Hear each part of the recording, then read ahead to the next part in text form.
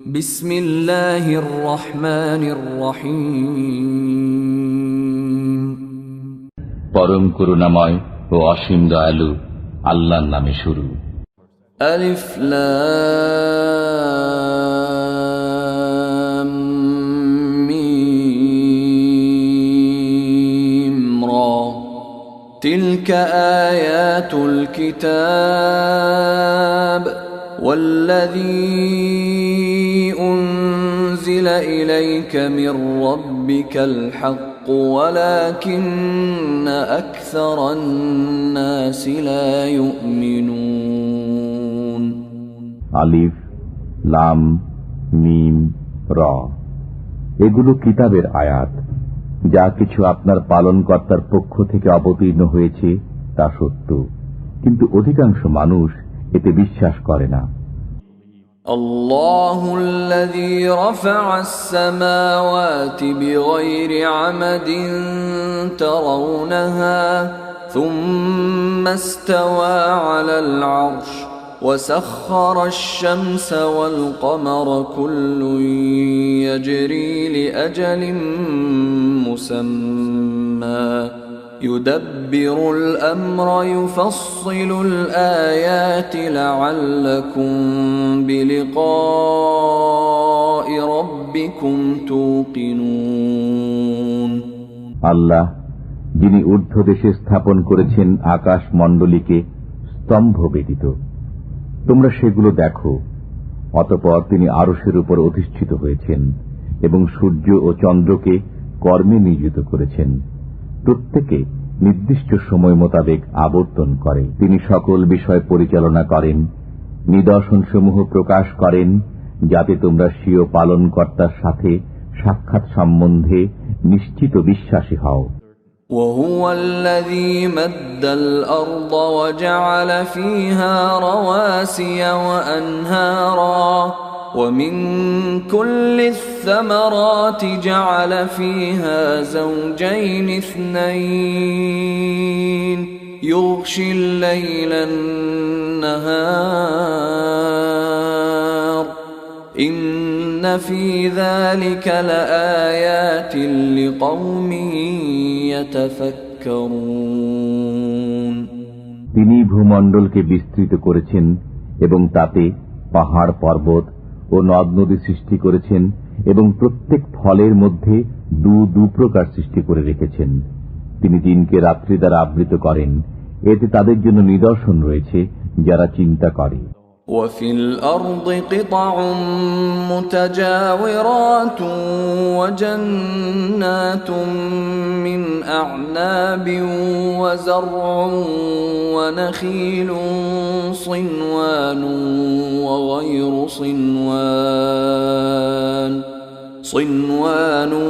وغير صنوان يسقى بماء واحد ونفضل بعضها على بعض في الأكل إن في ذلك لآيات لقوم يعقلون এবং জমিনে বিভিন্ন শস্যক্ষেত্র রয়েছে, একটি অপরটির সাথে সংলগ্ন, এবং আঙ্গুরের বাগান আছে, আর শস্য ও খরজুর রয়েছে। একটির মূল অপরটির সাথে মিলিত এবং কতক মিলিত নয়। এগুলোকে একই পানি দেয়া হয়। আমি স্বাদে একটিকে অপরটির চাইতে শ্রেষ্ঠত্ব দিই। এগুলোর মধ্যে তাদের জন্য নিদর্শন রয়েছে যারা চিন্তা ভাবনা করে। وَإِن تَعْجَبْ فَعَجَبٌ قَوْلُهُمْ أَإِذَا كُنَّا تُرَابًا أَإِنَّا لَفِي خَلْقٍ جَدِيدٍ أُولَئِكَ الَّذِينَ كَفَرُوا بِرَبِّهِمْ وَأُولَئِكَ الْأَغْلَالُ فِي أعناقهم وأولئك أصحاب النار هم فيها خالدون যদি আপনি বিস্ময়ের বিষয় চান, তবে তাদের একথা বিস্ময়কর যে আমরা যখন মৃত্তিকা হয়ে যাব তখনও কি নতুনভাবে সৃজিত হব। এরাই স্বীয় পালনকর্তার সত্তায় অবিশ্বাসী হয়ে গেছে। এদের গর্দানেই লৌহ শৃঙ্খল পড়বে এবং এরাই দোজখী, এরা তাতে চিরকাল থাকবে। وَيَسْتَعْجِلُونَكَ بِالسَّيِّئَةِ قَبْلَ الْحَسَنَةِ وَقَدْ خَلَتْ مِنْ قَبْلِهِمُ الْمَثُلَاتُ وَإِنَّ رَبَّكَ لَذُو مَغْفِرَةٍ لِلنَّاسِ عَلَى ظُلْمِهِمْ وَإِنَّ رَبَّكَ لَشَدِيدُ الْعِقَابِ। এরা আপনার কাছে মঙ্গলের পরিবর্তে দ্রুত অমঙ্গল কামনা করে। তাদের পূর্বে অনুরূপ অনেক শাস্তিপ্রাপ্ত জনগোষ্ঠী অতিক্রান্ত হয়েছে। আপনার পালনকর্তা মানুষকে তাদের অন্যায় সত্ত্বেও ক্ষমা করেন এবং আপনার পালনকর্তা কঠিন শাস্তিদাতাও বটে। وَيَقُولُ الَّذِينَ كَفَرُوا لَوْلَا أُنْزِلَ عَلَيْهِ آيَةٌ مِّن رَّبِّهِ إِنَّمَا أَنْتَ مُنذِرٌ وَلِكُلِّ قَوْمٍ هَادٍ। কাফেররা বলে, তার প্রতি তার পালনকর্তার পক্ষ থেকে কোন নিদর্শন অবতীর্ণ হল না কেন? আপনার কাজ তো ভয় প্রদর্শন করাই এবং প্রত্যেক সম্প্রদায়ের জন্য পথ প্রদর্শক হয়েছে। আল্লাহু ইয়া'লামু মা তাহমিলু কুল্লু উনসা ওয়া মা তাগীদুল আরহাম ওয়া মা তাজদাদ ওয়া কুল্লু শাইইন 'ইনদাহু বিমিকদার। আল্লাহ জানেন প্রত্যেক নারী যা গর্ভধারণ করে এবং গর্ভাশয়ে যা সংকুচিত ও বর্ধিত হয়, এবং তার কাছে প্রত্যেক বস্তুরই একটা পরিমাণ রয়েছে। আলিমুল গায়বি ওয়াশ শাহাদাতিল কাবীরুল মুতাআল। তিনি সকল গোপন ও প্রকাশ্য বিষয় অবগত, মহত্তম, সর্বোচ্চ মর্যাদাবান। সাওয়াউম মিনকুম মান আসাররাল কওলা ওয়া মান জাহারা বিহি ওয়া মান হুয়া মুস্তাখফিন বিল-লাইল ومن هو مستخف بالليل وسارب بالنهار। তোমাদের মধ্যে কেউ গোপনে কথা বলুক বা তা সশব্দে প্রকাশ করুক, রাতের অন্ধকারে সে আত্মগোপন করুক বা প্রকাশ্য দিবালোকে বিচরণ করুক, সবাই তার নিকট সমান। লাহু মুআক্কিবাতুম মিন বাইনি ইয়াদাইহি ওয়া মিন খালফিহি ইয়াহফাযুনাহু মিন আমরিল্লাহ ইন্নাল্লাহা লা ইউগায়্যিরু মা বিকওমিন হাত্তা ইউগায়্যিরু মা বিআনফুসিহিম وَإِذَا أَرَادَ اللَّهُ بِقَوْمٍ سُوءًا فَلَا مَرَدَّ لَهُ وَمَا لَهُم مِّن دُونِهِ مِن وَالٍ। তার পক্ষ থেকে অনুসরণকারী রয়েছে তাদের অগ্রে এবং পশ্চাতে। আল্লাহর নির্দেশে তারা ওদের হেফাজত করে। আল্লাহ কোন জাতির অবস্থা পরিবর্তন করেন না যে পর্যন্ত তারা তাদের নিজেদের অবস্থা পরিবর্তন না করে। আল্লাহ যখন কোন জাতির উপর বিপদ চান তখন তা রদ হওয়ার নয়, এবং তিনি ব্যতীত তাদের কোনো সাহায্যকারী নেই। হুয়াল্লাযী ইউরীকুমুল বারকা খাওফান ওয়া তামআন ওয়া ইউনশিউস সাহাবাস সিকাল। তিনি তোমাদেরকে বিদ্যুৎ দেখান ভয়ের জন্য এবং আশার জন্য, এবং উত্থিত করেন ঘন মেঘমালা। وَيُسَبِّحُ الرَّعْدُ بِحَمْدِهِ وَالْمَلَائِكَةُ مِنْ خِيفَتِهِ وَيُرْسِلُ الصَّوَاعِقَ ويرسل الصواعق فيصيب بها من يشاء وهم يجادلون في الله وهو شديد المحال। তার প্রশংসা পাঠ করে বজ্র, নির্ঘোষ এবং সব ফেরেশতা সভয়ে। তিনি বজ্রপাত করেন, অতঃপর যাকে ইচ্ছা তাকে তা দ্বারা আঘাত করেন। তথাপি তারা আল্লাহ সম্পর্কে বিতণ্ডা করে, অথচ তিনি মহাশক্তিশালী।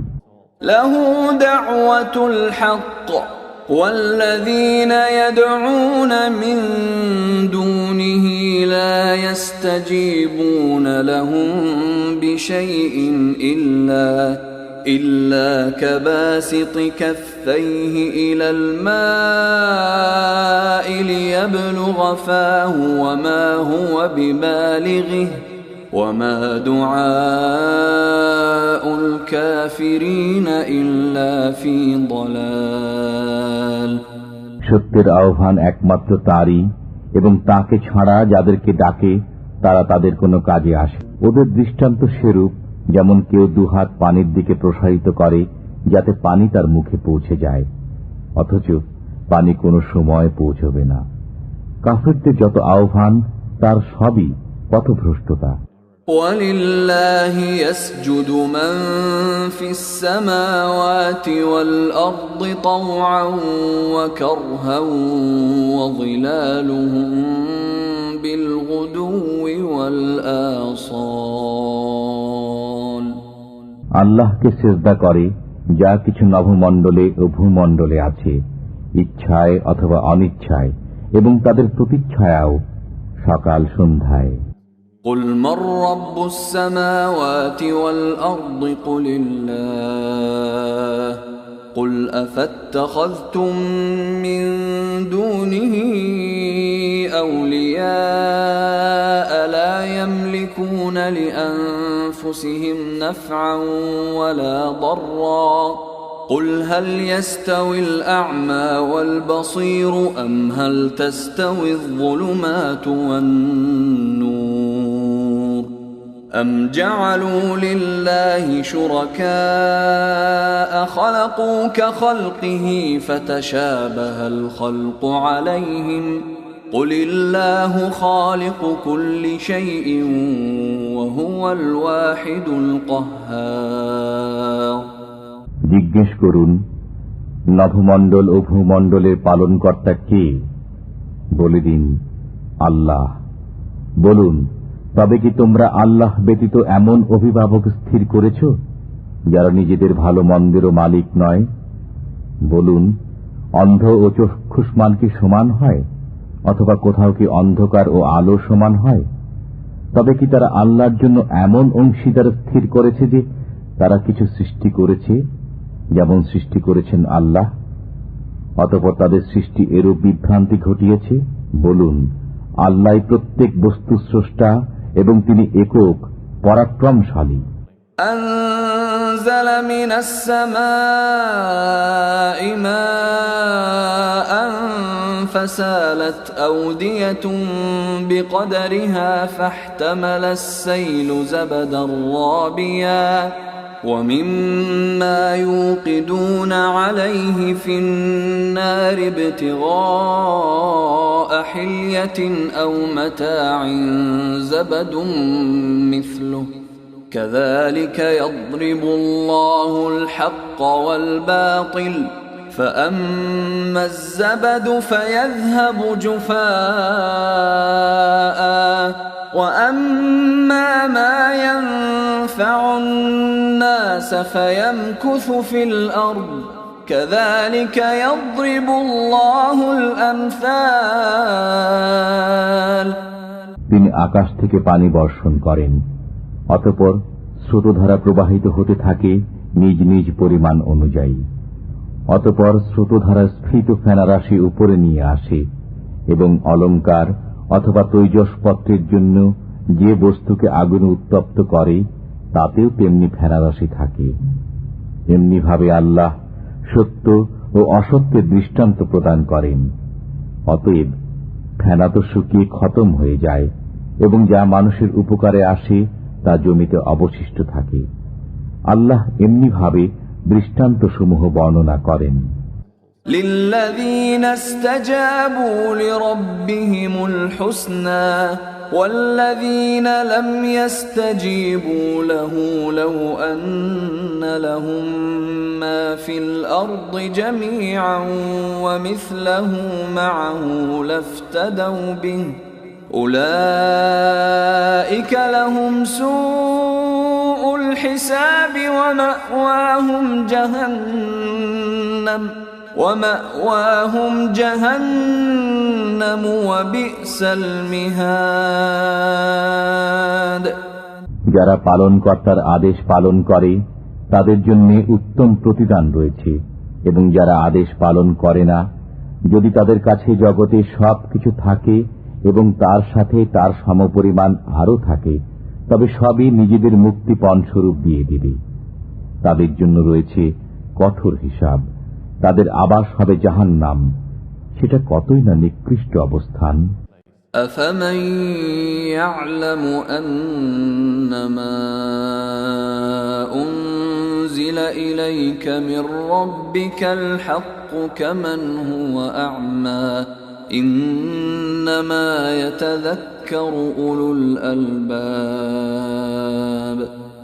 যে ব্যক্তি জানে যে যা কিছু পালনকর্তার পক্ষ থেকে আপনার প্রতি অবতীর্ণ হয়েছে তা সত্য, সে কি ওই ব্যক্তি সমান যে অন্ধ? তারাই বোঝে যারা বোধ শক্তি সম্পন্ন। الذين يوفون بعهد الله ولا ينقضون الميثاق। ইহারা এমন লোক যারা আল্লাহর প্রতিশ্রুতি পূর্ণ করে এবং অঙ্গীকার ভঙ্গ করে না। والذين يصلون ما أمر الله به أن يوصل ويخشون ربهم ويخافون سوء الحساب। এবং যারা বজায় রাখে ওই সম্পর্ক যা বজায় রাখতে আল্লাহ আদেশ দিয়েছেন, এবং স্বীয় পালনকর্তাকে ভয় করে এবং কঠোর হিসাবের আশঙ্কা রাখে। والذين صبروا ابتغاء وجه ربهم وأقاموا الصلاة وأنفقوا مما رزقناهم سرا وعلانية ويدرؤون بالحسنة السيئة أولئك لهم عقبى الدار। এবং যারা স্বীয় পালনকর্তার সন্তুষ্টির জন্য সবর করে, নামাজ প্রতিষ্ঠা করে, আর আমি তাদেরকে যা দিয়েছি তা থেকে গোপনে ও প্রকাশ্যে ব্যয় করে, এবং যারা মন্দের বিপরীতে ভালো করে, তাদের জন্য রয়েছে পরকালের গৃহ। جنات عدن يدخلونها ومن صلح من آبائهم وأزواجهم وذرياتهم والملائكة يدخلون عليهم من كل باب। তা হচ্ছে বসবাসের বাগান, তাতে তারা প্রবেশ করবে এবং তাদের সৎকর্মশীল বাপ দাদা, স্বামী স্ত্রী ও সন্তানেরা। ফেরেশতারা তাদের কাছে আসবে প্রত্যেক দরজা দিয়ে। সালামুন আলাইকুম বিমা সাবারতুম ফানি'মা উকবাদ-দার। বলবে, তোমাদের সবরের কারণে তোমাদের উপর শান্তি বর্ষিত হোক, আর তোমাদের এ পরিণাম গৃহ কতই না চমৎকার। والذين ينقضون عهد الله من بعد ميثاقه ويقطعون ما أمر الله به أن يوصل ويفسدون في الأرض أولئك لهم اللعنة ولهم سوء الدار। এবং যারা আল্লাহর অঙ্গীকারকে দৃঢ় ও পাকাপোক্ত করার পর তা ভঙ্গ করে, আল্লাহ যে সম্পর্ক বজায় রাখতে আদেশ করেছেন তা ছিন্ন করে এবং পৃথিবীতে অশান্তি সৃষ্টি করে, ওরা ওই সমস্ত লোক যাদের জন্য রয়েছে অভিসম্পাত এবং ওদের জন্য রয়েছে কঠিন আযাব। আল্লাহু ইয়াবসুতুর রিজকা লিমান ইয়াশাউ ওয়া ইয়াকদির وفرحوا بالحياة الدنيا وما الحياة الدنيا في الآخرة إلا متاع। আল্লাহ যার জন্য ইচ্ছা রুজি প্রশস্ত করেন এবং সংকুচিত করেন, তারা পার্থিব জীবনের প্রতি মুগ্ধ। পার্থিব জীবন পরকালের সামনে অতি সামান্য সম্পদ বই নয়। ويقول الذين كفروا لولا أنزل عليه آية من ربه قل إن الله يضل من يشاء ويهدي إليه من أناب। কাফেররা বলে, তাঁর প্রতি তাঁর পালনকর্তার পক্ষ থেকে কোন নিদর্শন কেন অবতীর্ণ হল না? বলে দিন, আল্লাহ যাকে ইচ্ছা পথভ্রষ্ট করেন এবং যে মনোনিবেশ করে তাকে নিজের দিকে পথ প্রদর্শন করেন।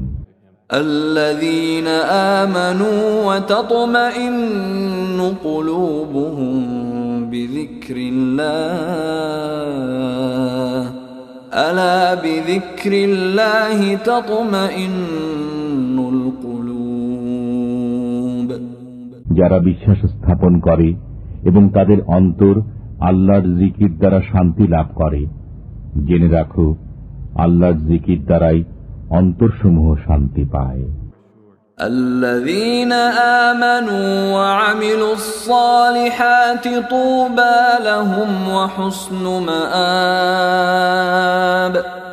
যারা বিশ্বাস স্থাপন করে এবং সৎকর্ম সম্পাদন করে তাদের জন্য রয়েছে সুসংবাদ এবং মনোরম প্রত্যাবর্তন স্থল। كذلك أرسلناك في أمة قد خلت من قبلها أمم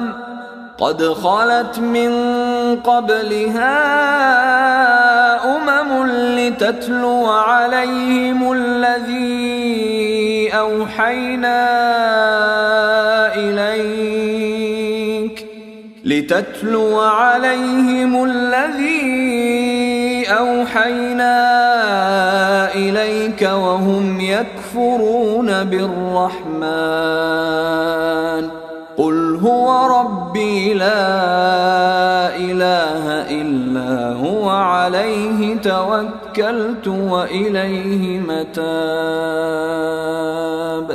এমনি ভাবে আমি আপনাকে একটি উম্মতের মধ্যে প্রেরণ করেছি, তাদের পূর্বে অনেক উম্মত অতিক্রান্ত হয়েছে, যাতে আপনি তাদেরকে ওই নির্দেশ শুনিয়ে দেন যা আমি আপনার কাছে প্রেরণ করেছি। তথাপি তারা দয়াময়কে অস্বীকার করে। বলুন, তিনি আমার পালনকর্তা, তিনি ব্যতীত কারো উপাসনা নাই। আমি তাঁর উপরই ভরসা করেছি এবং তাঁর দিকেই আমার প্রত্যাবর্তন। ولو أن قرآنا سيرت به الجبال أو قطعت به الأرض أو كلم به الموتى بل لله الأمر جميعا أفلم ييأس الذين آمنوا أن لو يشاء الله لهدى الناس جميعا ولا يزال الذين كفروا تصيبهم بما صنعوا قارعة أو تحل قريبا من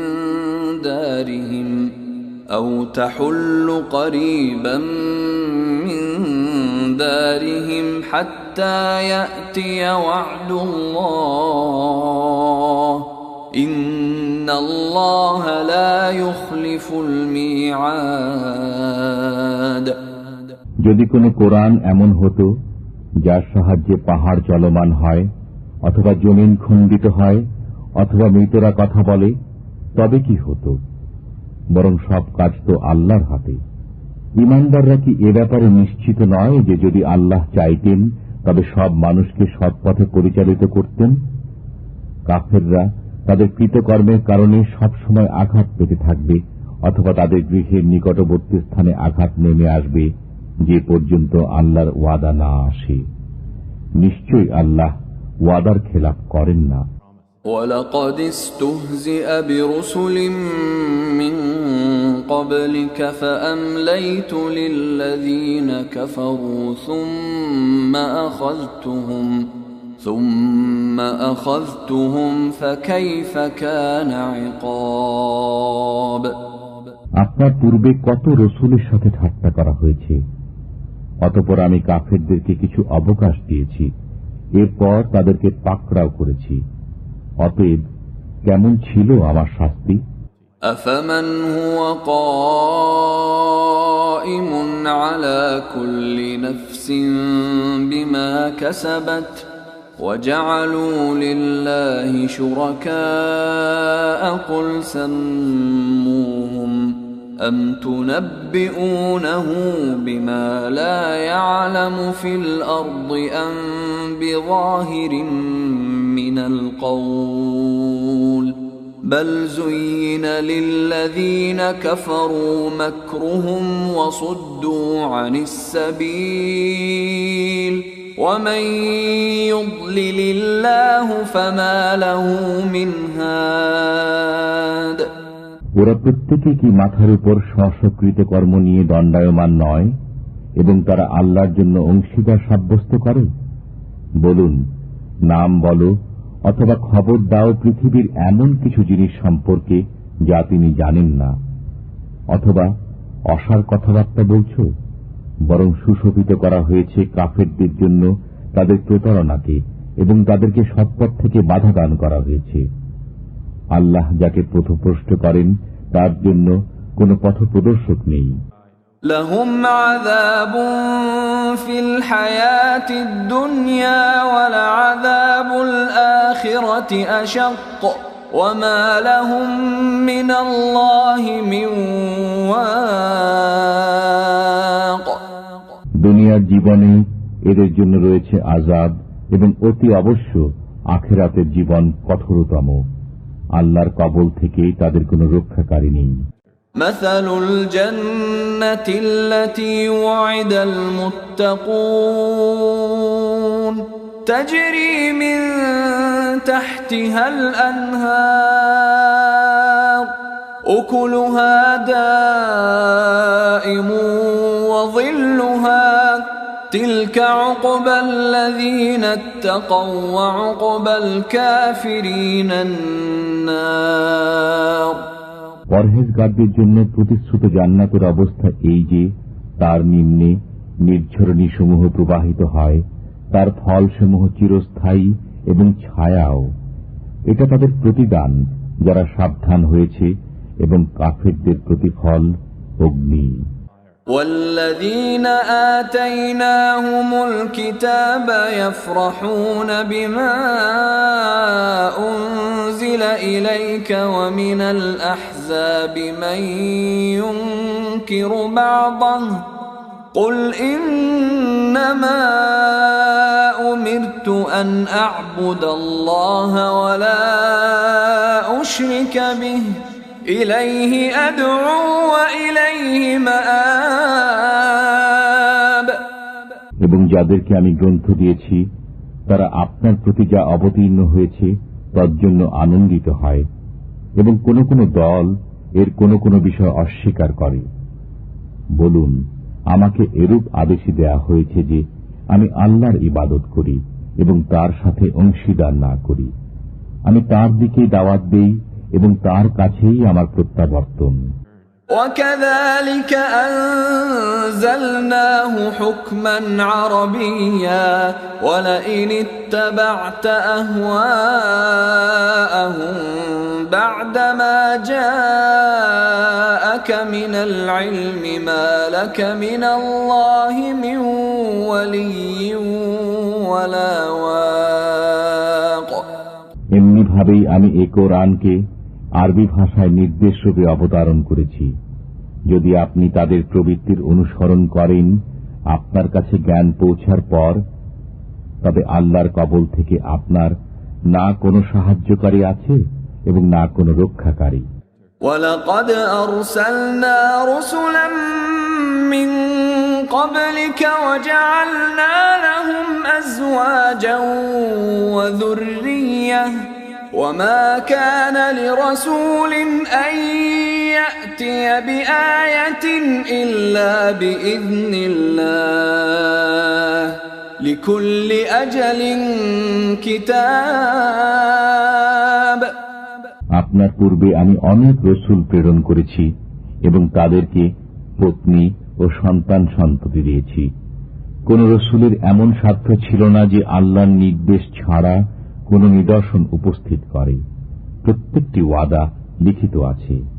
يمحو الله ما يشاء ويثبت وعنده أم الكتاب আল্লাহ যা ইচ্ছা মিটিয়ে দেন এবং বহাল রাখেন এবং মূল গ্রন্থ তাঁর কাছেই রয়েছে।